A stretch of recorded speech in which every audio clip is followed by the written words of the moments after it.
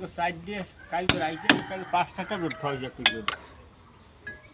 মুতের না আগা আগাই হয়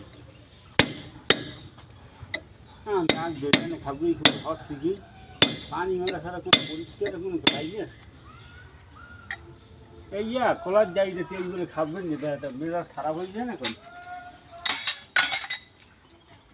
এই নে খাইলেন আব্দুল হ্যাঁ এই এদিকে চানাচুর খান চানাচুর নাই চানাচুর শেষ চানাচুর খান গেলাম কইলে দুটো বিস্কুট লই আইও আম কইতে আছে